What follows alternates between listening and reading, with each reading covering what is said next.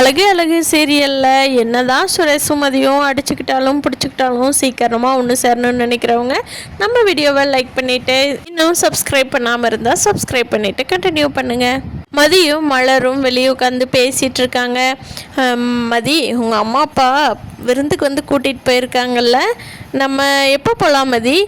நாளைக்கு வர சொல்லியிருக்காங்க. நைட் சாப்பாட்டுக்கு போயிடலாமா இல்லை மதிய சாப்பாட்டுக்கு போயிடலாமா அப்படின்னு சொல்லி கேட்குறாங்க. அக்கா, நீங்கள் தான் போகலான்னு சொல்கிறீங்க, இன்னும் உங்கள் கொழுந்தனார் போகலான்னே சொல்லலக்கா. ஞாபகம் இருக்கா உங்களுக்கு? இல்லைன்னா எனக்கு தெரிஞ்சு நீங்கள் தான் கேட்டு சொல்லணும்னு நினைக்கிறேன் அப்படிங்கிறாங்க. என்ன மதி சொல்கிறேன்? புருஷ மொண்டாட்டி பேசுகிறதெல்லாம் நான் வந்து கேட்டு பதில் சொன்னால் நல்லா இருக்குமா? மதி, நீ விளையாட்டு பண்ணாத. சுரேஷ் ஒன்றும் அவ்வளோ மோசமான பையன்லாம் இல்லை, ரொம்ப நல்ல பையன்தான். நீ தான் இன்னும் அவனை புரிஞ்சிக்கவே மாட்டேங்கிற. அவங்களோட அண்ணனை பாரு, அவரும் அப்படித்தான் இருந்தார், இப்போ தான் கொஞ்சம் மாறி இருக்கார் மதி. அதனால் சுரேஷும் நல்ல பையன், நீ அவனை புரிஞ்சிக்காமல் இருக்கிற. ஆமாக்கா, உங்கள் கொழுந்தனார் நீங்கள் விட்டு கொடுக்காமல் பேசாதீங்க. எனக்கு தெரிஞ்சு அவரும் நானும் ஹஸ்பண்டாக ஒய்ஃப் வாழ்வாமன்னு சந்தேகமாக இருக்குது அப்படிங்கிறாங்க மதி. மலர் சொல்கிறாங்க, ஏய் என்ன மதி சொல்கிற நீ அவரோட குணத்தை இப்போ பார்த்துட்டு தான் இருக்கேன். பரவாயில்ல தானே நீ ஃபஸ்ட்டு நினச்சிட்டு இருந்ததுக்கு? இப்படியெல்லாம் சொல்லக்கூடாது. நல்ல பையன் சுரேஷ். நாளைக்கு விருந்துக்கிட்டு போயிட்டு வந்து இப்படியே ஒன்றுன்னா உங்களுக்கு நடக்க நீயே சொல்லுவேன் இவர் ரொம்ப நல்லவருன்னு சொல்லி அப்படிங்கிறாங்க. பார்க்கலாம் உங்கள் குழந்தனார் நல்லவருன்னு நானே எப்போ சொல்லுவேன், அந்த சம்பவம் எப்போ நடக்குதுன்னு பார்க்கலாம் அப்படின்னு சொல்கிறாங்க மதி. அடுத்த நாள் எல்லோரும் காலையில் காஃபி குடிச்சிட்டு கேட்டுட்ருக்காங்க. இன்றைக்கி ஏன்பா மதி வீட்டுக்கு போயிட்டு வந்துடலாம்ல அப்படின்னு சொல்லி பாக்யராஜ் சொல்கிறாரு. ஏன்டா என்ன அவசரம்? அவங்க கூப்பிட்டு போயிருக்கிறாங்க, உடனே போகணுமா என்ன அப்படிங்கிறாங்க அவங்க அப்பா. ஆமாப்பா, அவங்க விருந்து சாப்பாடு செய்கிறேன்னு சொல்லி தானே எல்லாத்துக்கும் சொல்லிட்டு போனாங்க, போனால் தானே மரியாதையாக இருக்கும், என்ன சொல்கிறீங்க அப்படிங்கிறாங்க. ஆமாம் போகணும் தான், போகலாம் யார் போகலான்னு முடிவு பண்ணி சொல்கிறேன், அதுக்கேற்ற மாதிரி நீ வண்டி ரெடி பண்ணிக்கலாம். ஆமாம், மாப்பிள்ளைக்கு சொல்லியிருக்கிறாரா? மாப்பிள்ளை வர்றாரான்னு தெரியலையே. நம்ம பாட்டுக்கு போய் என்ன பண்ணுறது? அவர் தானே இந்த கல்யாணத்துக்கே காரணம், அவர் விட்டுட்டு நம்ம போக முடியுமா? மாப்பிள்ளைக்கு ஃபோன் போட்டியாடா சுரேஷ் அப்படிங்கிறாங்க.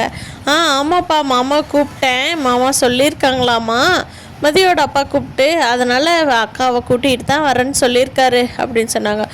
ரேவதியும் கூட்டிகிட்டு வரேன்ட்டாரா மாப்பிள்ள? சரி பாக்யராஜ், அப்போ எல்லோரும் நம்ம வீட்டில் இருக்கிறவங்கெல்லாம் போகலான்டா, வண்டிக்கு சொல்லிடு அப்படிங்கிறாங்க.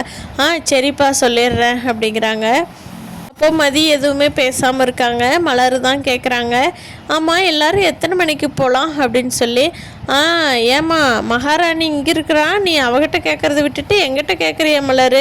மகாராணி வீட்டுக்கு போகிறதுக்கு மகாராணி கேட்டால் தானே தெரியும் அப்படிங்கிறாங்க. என்ன நீங்கள் எங்கள் அம்மா அப்பா கூப்பிட்டதுக்கு போகிறோம், அது என்ன மகாராணி அப்படின்லாம் பேசுகிறீங்க? உங்களுக்கு வர விருப்பம் இல்லைன்னா சொல்லுங்கள், அதை விட்டுட்டு ஏன் இப்படியெல்லாம் பேசுகிறீங்க? தேவையில்லாத வார்த்தையெல்லாம் யூஸ் பண்ணுறீங்க அப்படின்னு மதி சொல்கிறாங்க. மலர், மதி கம்முன்ற மதி, ப்ளீஸ் மதி அப்படிங்கிறாங்க.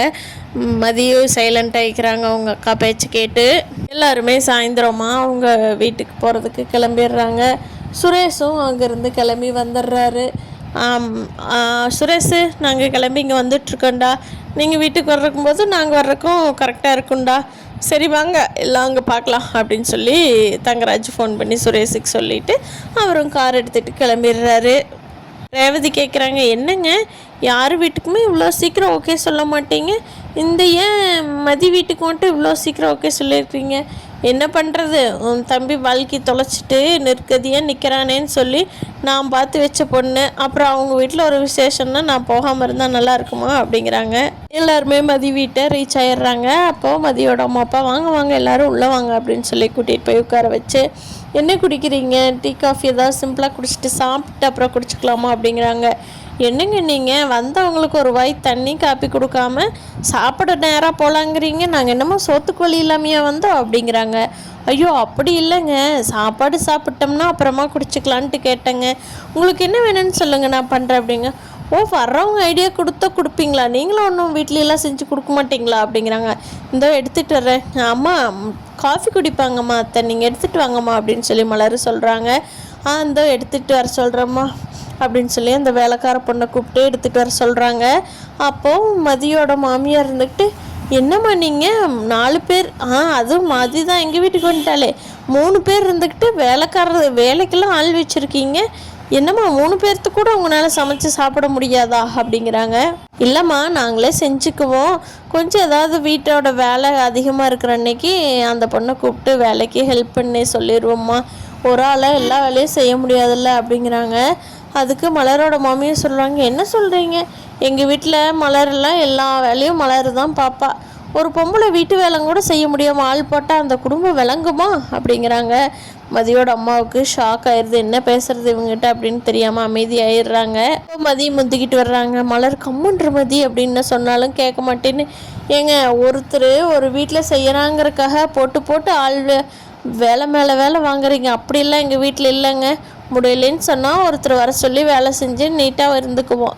உங்களையாட்ட ஒரு ஆள் மேலேயே எல்லா வேலையும் திணிச்சு மனசாட்சி இல்லாமல் இருக்கிறதுக்கு எங்கள் வீடு அப்படி இல்லைங்க. எங்கள் வீட்டில் இருக்கிறவங்க எல்லாமே மனசாட்சியோடு இருக்கிறவங்க அப்படின்னு சொல்லவும் நம்ம தங்கராஜுக்கு கோபம் வந்துடுது. ஆமாம் நான் கொஞ்ச நேரம் வெளியே இருந்துட்டு வரேன் அப்படின்ட்டு எந்திரிச்சு வெளியே வர்றாரு. ஐயோ மாப்பிள்ளை கோவம் வந்துருச்சோ, நானும் வெளியே போகிறேன், கொஞ்ச நேரம் வெளியே இருந்துட்டு வரேன் பாக்கியராஜ் அப்படின்னு சொல்லிட்டு அவங்க அப்பாவும் எந்திரிச்சு வெளியே போகிறாரு. போனவர்கிட்ட தங்கராஜ் கத்துறாரு, என்ன மாமா இப்படி பேசுகிறாங்க, நீங்கள் வேடிக்கை பார்த்துட்ருக்கீங்க, மலர் உங்கள் வீட்டில் வேலைக்காரி மாதிரி நடத்துகிறான்னு சொல்கிறாங்க, நீங்கள் என்ன எதுவும் பேசாமல் இருக்கீங்க, மருமகனா மருமக பொறுப்பத்தானே செய்கிறா அப்படின்னு நீங்கள் பதில் சொல்லணும்ல, நீங்கள் பேசாமல் இருந்தீங்கன்னா அவங்க சொல்கிறதெல்லாம் சரியாயிராதா மாமா, என்ன மாமா நீங்கள் அமைதியாக இருக்கீங்க, மலர் என்ன அப்படியா நடத்திட்டு இருக்குது, மரியாதை கொடுத்து தானே வச்சுருக்குது அப்படின்னு சொல்கிறாங்க. ஆமாம் மாப்பிள்ள, நான் அவங்க பேசும்போது நான் உங்களுக்கு கோவம் வருதுங்கிற நான் நினைக்கல மாப்பிள்ள.